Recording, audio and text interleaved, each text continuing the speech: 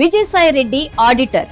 ఎలాంటి లెక్కలు ఎలా వేస్తే తనకు కావాల్సిన సమాధానం వస్తుందో ఆయనకు బాగా తెలుసు. రాజకీయాల్లోనూ ఆయన తెలివితేటలు చూపిస్తున్నారు. రాజకీయంగా దెబ్బ తిన్నారో లేదో అన్న విషయం పక్కన పెడితే ఆయన ఇప్పుడు పవన్ కళ్యాణ్ కు దగ్గరయ్యేందుకు ప్రయత్నిస్తున్నారు. పనిలో పనిగా బీజేపీది కూడా అదే కాబట్టి ఆయన ఒక్క దెబ్బకు 2 పిట్టలు కొట్టి తన పాత పాపాలన్నీ వెంటాడకుండా జాగ్రత్త పడుతున్నారు. ఇంతకీ ఆయన ఏం చేశాడు? విజయసాయిరెడ్డి ప్లాన్ ఏంటి?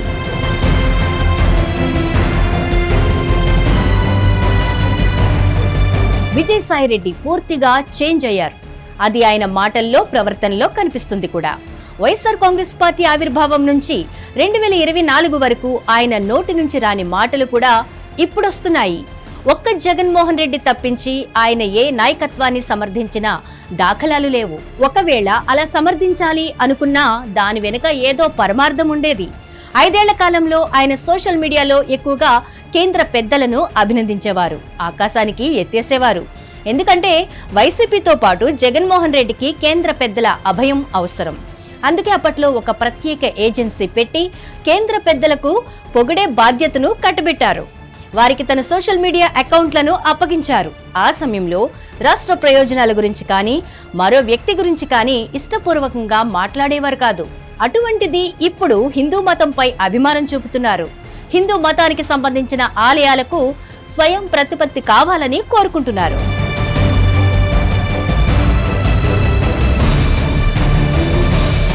సనాతన ధర్మ పరిరక్షణకు బలమైన వ్యవస్థను కోరుకుంటున్నారు పవన్ కళ్యాణ్. ఇతర మతాలకు సంబంధించిన సంస్థలకు స్వయం ప్రతిపత్తి ఇచ్చిన మాదిరిగానే హిందూ మత ధార్మిక సంస్థలకు సైతం వర్తింప చేయాలనేది పవన్ కళ్యాణ్ అభిమతం. గత కొద్ది రోజులుగా దీనిపైనే గట్టి పోరాటం చేస్తున్నారు పవన్ కళ్యాణ్.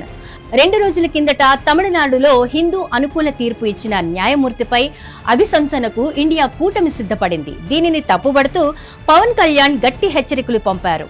ఇండియా కూటమికి ఇదేం పని అని నిలదీశారు. ఆ సందర్భంలో కూడా సనాతన ధర్మ పరిరక్షణ గురించి ప్రస్తావించారు.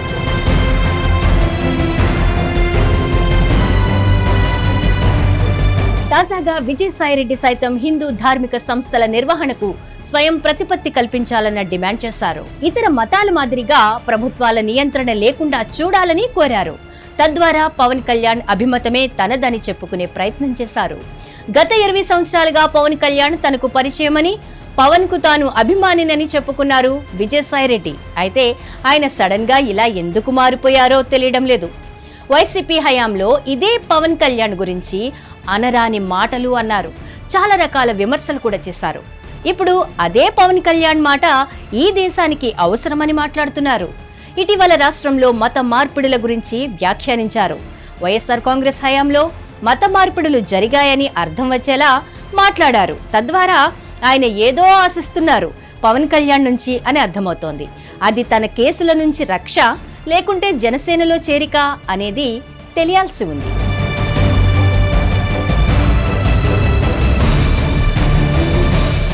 హిట్ టీవీ యాప్, ఇందులో short news, live news, entertainment shows, movies, digital magazines తో పాటు మీ జిల్లా వార్తలను కూడా ఫ్రీగా చూడొచ్చు.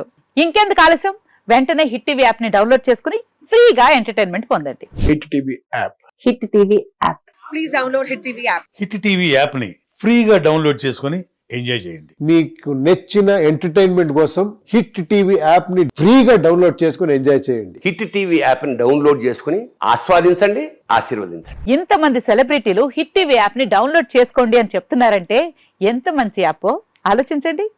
అమెరికా అమెరికా అమెరికా అమెరికాలో చదవాలనుకునే వాళ్ళకి విశ్వసనీయమైన పేరు మన శౌర్య కన్సల్టెన్సీ.